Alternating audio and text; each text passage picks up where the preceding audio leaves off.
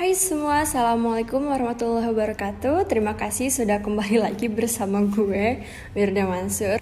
Basically hari ini gue pengen bikin video yang sudah gue janjikan bertahun-tahun yang lalu, which was 2018. Tapi sesuai janji gue, ya hari ini gue bahas. Sebelumnya preview, kita kembali ke masa lalu.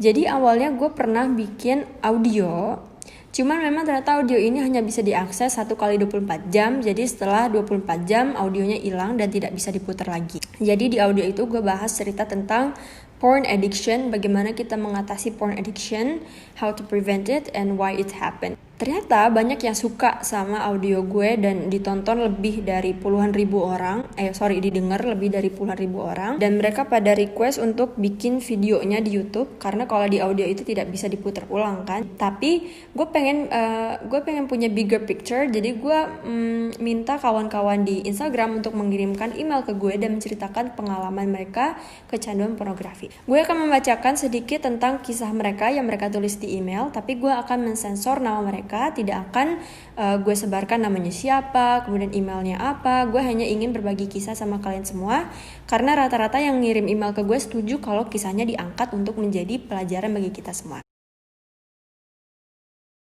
Satu hal lagi yang pengen gue tekankan sama kalian, jangan cuma nyalahin cowok doang. Maksudnya gimana? Maksudnya jadi jangan kayak, lu cowok nih, lu pasti nonton porno kan karena lu cowok gitu. Jadi kayak cowok tuh identik dengan suka nonton porno, padahal yang nonton porno itu tidak cuma cowok doang, tapi cewek juga nonton gitu.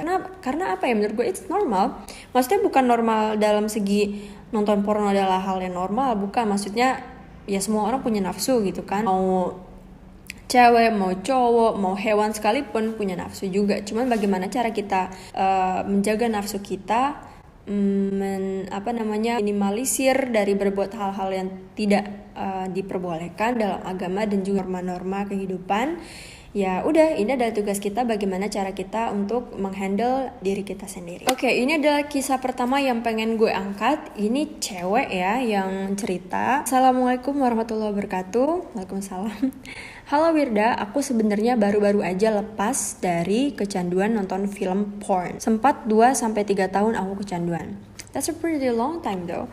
Lama banget ya, aku sudah lama pengen lepas dari kecanduan tersebut. Apalagi aku seorang wanita, kalau dipikir kan biasanya yang kecanduan itu adalah laki-laki. Nah ini yang gue bilang, kita nggak boleh mengkotakkan bahwa yang nonton porno itu mesti laki-laki doang, padahal cewek juga nonton gitu kan. Next.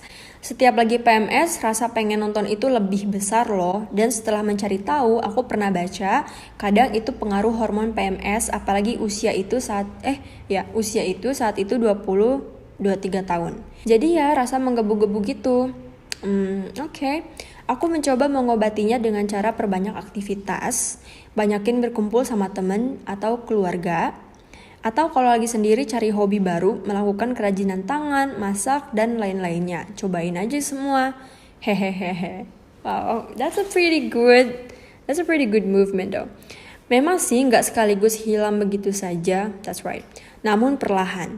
Semakin jarang dan pas terakhir nonton dalam hati berkata, ngapain sih nonton kayak begini?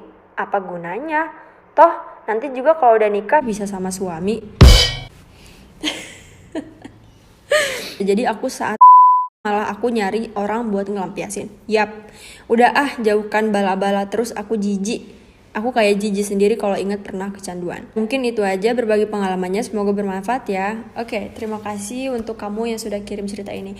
That's very right. Jadi kalau misalkan kita udah kecanduan nonton film porno, yang mengkhawatirkannya adalah ketika kita merasa bahwa, jadi gini, emang kan Allah sudah menyebutkan dalam Al-Quran bahwa dunia itu fana. Semakin dicari, semakin dikejar, semakin gak ada. Kita tidak akan punya perasaan puas akan sesuatu, itu gak ada. Karena memang dunia itu fana. Semakin dikejar, ya semakin gak ada. Nah makanya Allah membuat akhir dari kehidupan yaitu kematian dan juga akhirat. Memang itulah tujuan kita hidup, untuk kembali lagi kepada Allah Subhanahu wa taala. But anyway, di sini gue mau point out, gue mau highlight yang dia bilang adalah nyari orang lain. Itu sangat bener banget. Jadi gue pernah nonton kisah tentang serial killer namanya Ted Bundy. Kalau kalian pernah denger namanya Ted Bundy, karena ini kasusnya sangat terkenal di Amerika. Jadi kalau kalian nggak tahu Ted Bundy itu siapa, gue akan membacakan kepada kalian semua siapa itu Ted Bundy. Google Ted Bundy, American serial killer. Nama aslinya tuh Theodore Robert Bundy atau disingkat menjadi Ted Bundy. Pembunuh berantai, pembunuh buronan, pembunuh paling populer di Amerika.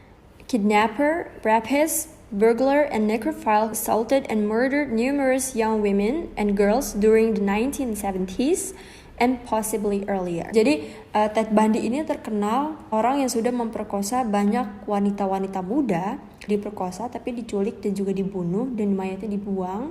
Kalau nggak salah 36 cewek yang menghilang, meninggal dan sudah diperkosa sama si Ted Bundy ini. Jadi setelah dia ditangkap dan dia ngelak terus kalau dia nggak melakukan itu, akhirnya mengakui bahwa dia sudah melakukan pembunuhan dan he committed in 7 states between 1974 and 1978. Jadi dia sudah melakukan itu semua dalam jangka waktu dari tahun 1974 sampai 1978. Dia akhirnya mati tanggal 24 Januari tahun 1989. Jadi sebelum dia mati karena dieksekusi.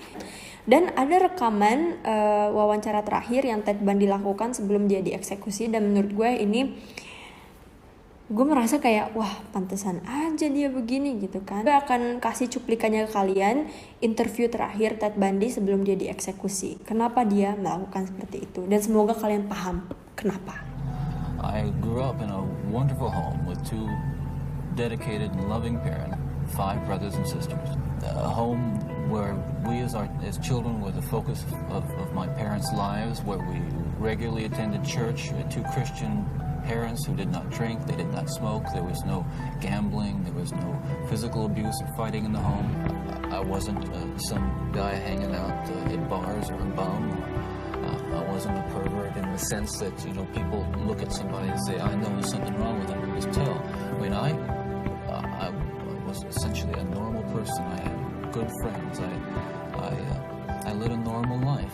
One small but very potent, very destructive segment of it that I kept very secret, very close to myself, and didn't let anybody know about it. I was arrested was that there was no clue. They looked at me and they looked at the all-American boy.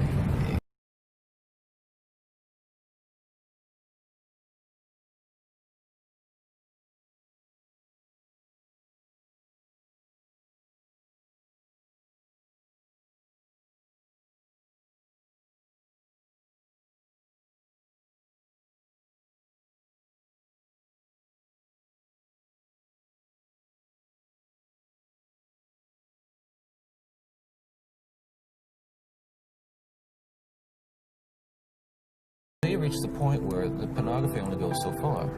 You begin to wonder if maybe actually doing it will give you that which is beyond just reading about it or looking at it. I'm no social scientist, and I haven't done a survey. I mean, I don't pretend that I know what John Q. Citizen thinks about this. But I've lived in prison for a long time now. I've met a lot of men who were motivated to commit violence just like me, without exception. Every one of them was deeply involved in pornography, without question, without exception, deeply influenced and consumed by an addiction to pornography. Question about it, the FBI's own study on serial homicide shows that the most common interest among serial killers is pornography. Those of us who have been so much influenced by violence in the media, in particular pornographic violence, are not some kinds of inherent monsters. We are your sons and we are your husbands. We grew up in regular families, and pornography can reach out and snatch a kid out of any house today. He snatched me out of my home. They snatched me out of my home 20, 30 years ago. As good a Christian home as we had, and we had a wonderful Christian home. There is no protection against the kinds of influences that are loose in the society that tolerates. Oke, gue mungkin peran gue di sini adalah ingin menjadi teman dari kalian semua aja. Gue tidak mau memberi nasihat, tidak mau seperti kayak ustazah juga. Gue lebih pengen ke teman kalian yang bisa sharing apapun sama kalian semua, including this topic. Karena menurut gue orang-orang menganggap topik ini adalah topik yang tabu yang tidak boleh dibahas, padahal banyak banget orang-orang yang membutuhkan pertolongan dalam topik yang seperti ini. Mungkin kalian merasa tidak nyaman ngomong sama orang tua atau sama orang terdekat kalian karena kalian malu kalau kalian tuh di point out, ditunjuk sebagai wah ternyata dia orang bermasalah nih, wah dia geser kan atau apa nih, padahal it's normal, it's okay, it's normal. Tentu saja gue tidak membenarkan tindakan menonton porno dan juga apalagi sampai ke tahap yang lebih tinggi daripada itu. Ya, gue tidak membetulkan itu juga, itu tidak baik of course. Tapi yang kita harus ketahui zaman sekarang adalah porn is everywhere. Entah itu di film, entah itu di video, entah itu di drama-drama, entah itu di sinetron, entah itu di Instagram. Basically porn is everywhere. Sekarang orang untuk nonton porno tuh nggak mesti langsung pergi ke website porn, karena it's everywhere, dimanapun. Bahkan ada kartun-kartun yang mengandung unsur seperti itu. Balik lagi, ini adalah bagaimana cara kita mengendalikan hawa nafsu kita. Karena seperti yang udah gue bilang, hawa nafsu itu sudah Allah berikan kepada makhluk hidup, kepada manusia dan kepada hewan juga termasuk. Cuman jangan sampai kita punya nafsu yang sama kayak hewan. Emang mau disamain sama hewan? Kalau hewan kan dimana aja jadi, sama siapa aja jadi gitu. Kita jangan sampai kayak gitu. Boleh melakukan itu ketika nanti sudah menikah. Kalau belum menikah kita tidak boleh seperti itu. Kenapa nggak boleh? Karena nanti ya banyak lah ABCD rentetannya yang gue pasti kalian juga tahu kenapa. Nah, kebanyakan kasus yang ada di email gue itu adalah mereka nonton porno itu karena satu, penasaran. Yang kedua, iseng. Yang ketiga karena gabut. Bedanya apa? Bedanya gini, kalau isengnya itu kayak iseng aja, kayak coba lihat gitu. Jadi kalau iseng kayak gitu. Cuman kalau gabut tuh kayak emang dia nggak punya kegiatan, dan asal nggak punya kegiatan dikit-dikit nonton. Yang terakhir adalah kesepian. Kebanyakan mereka nontonnya tuh pasti di kamar tertutup, terus terisolasi. Pokoknya merasa tidak ada yang mengawasi, makanya dia bisa bebas menonton ini itu. Ya, kita tidak hanya bahas dari sisi agama ya. Kalau dari sisi agama ya tentu saja tuh tidak diperbolehkan melihat aurat orang lain. Ya kan kita nonton porno itu sama saja melihat aurat orang lain. Itu yang pertama. Yang kedua adalah ya itu tidak baik untuk kesehatan kita, untuk psikis kita tuh tidak baik, untuk hati kita juga tidak baik, jadi kotor. Sholat aja masih keingetan, diem aja kepikiran, merem aja kelihatan. Jadi saking bahayanya porn itu. Mungkin kalau dari segi kesehatan atau saintisnya seperti apa, atau dari sisi psikologinya seperti apa, kalau teman-teman ada yang dari psikologi juga, leave your comment di bawah dan ceritain apa sih apa hubungannya antara porn dengan psikis itu kira-kira apa sih gitu kan. Gue tidak menyalahkan orang-orang yang sudah terlanjur ke sini. Kita harus menolong mereka. Tidak pernah akan bilang kayak lo tuh pokoknya dosa ya gini ya, lo tuh masuk neraka lah gitu. Enggak. Gue tetap mau bilang sama kalian bahwa there is always a change. Selalu ada kesempatan untuk berubah, oke? Dan ya apa ya? Yang pertama yang harus kalian lakukan adalah ya jauh-jauh dari kesepian, jauh-jauh dari sendirian. Perbanyak aktivitas, baca buku, nulis buku, bikin karya, hangout sama teman-teman yang baik, yang tidak sama-sama ngajak kalian jadi gesrek, baca Quran, at least apapun lah yang positif gitu kan. Yang mau gue point out lagi adalah bahwa kita tidak bisa merubah habit, kebiasaan detik itu juga. Seperti kayak langsung berubah, nggak bisa. Itu membutuhkan proses. Nonton sehari 10, lama-lama jadi 5, lama-lama jadi 3, lama-lama jadi 2, lama-lama jadi 1, lama-lama jadi 0. Emang nggak apa-apa. Nah ini gue bingung nih, sebenarnya gue tidak mau membolehkan, cuman itu namanya proses gitu kan. Cuman kalau lain kali kalau misalkan muncul perasaan gue pengen nonton nih, langsung cepet-cepet alihkan ke yang lain. Kalian lagi di kamar lagi gabut buka HP, terus tiba-tiba pikiran pengen nonton ini nih, langsung kalian buru-buru ngibrit keluar dari kamar. Ngapain kayak makan kayak minum kayak, tapi nggak boleh sekarang lagi puasa. Nanti aja makannya kalau pas sudah buka ya. Apalagi dalam bulan puasa ini adalah bulan yang bagus untuk kita mencoba membatasi diri kita dari melihat hal-hal seperti itu. Masa kita punya perasaan dong kayak masa iya sih bulan Ramadan gue ngeliat beginian. Nah coba manfaatin bulan puasa itu menjadi bulan trial atau bulan percobaan kalian untuk berhenti nonton porno. Dan ada penemuan yaitu kita hanya membutuhkan waktu 21 hari. Only 21 days. Hanya 21 hari untuk merubah kebiasaan kita. Jadi kalian bikin table selama 21 hari ke depan kalian tidak nonton porno. Ini bisa buat apapun. Bisa buat selama 21 hari ke depan gue harus bangun jam 3. Lalu kalian mulai nih membiasakan diri. Nanti hari ke-20, bahkan bukan hari ke-20, hari ke-8 pun udah mulai ada yang beda. Kalian sudah mulai terbiasa, sudah mulai bisa happy. Jadi kalian bisa coba 21 hari perubahan. Oke? Terus kalau misalkan dari sisi berhentinya gimana ya? Itu tadi gue udah bilang bahwa kita tidak bisa memberhentikan itu kayak detik itu juga nggak bisa.